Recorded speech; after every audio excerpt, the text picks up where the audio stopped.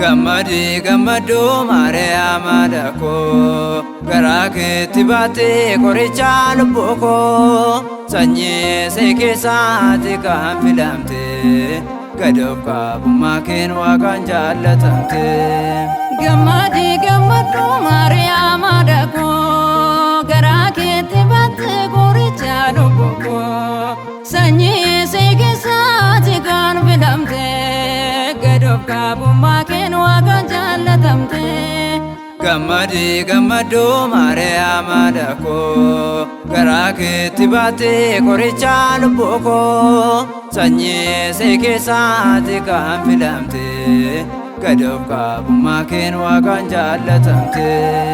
Gammadi gammadu Maariyaama dako garaa keetti baatee qoricha lubbuu koo sanyii see keessaati kan filamte gadoof qabummaa keen Waaqaan jaallatamte.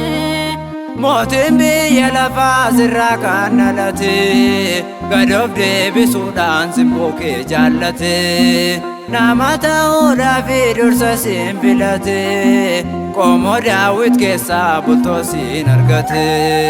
Gammadi gammadu Maariyaama dako garaa keetti baatee qoricha lubbuu koo sanyii see keessaati kan filamte gadoof qabummaa keen Waaqaan jaallatamte.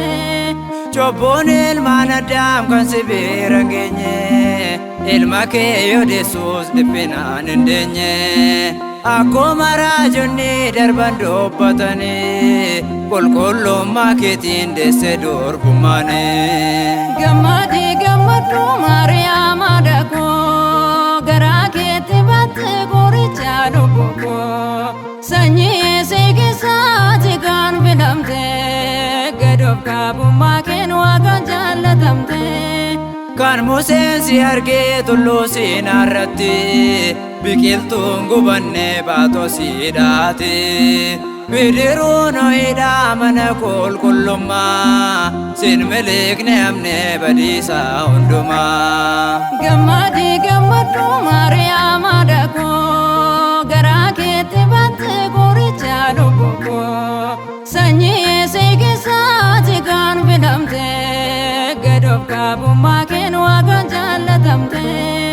Jecha gaadabuun dammasiin jedhanii biiftuu bareedati sin ibsines kuni foon uffachuudhaan sirraa nuuf mul'ate buddeena jireenyaa sumatu nuuf laate.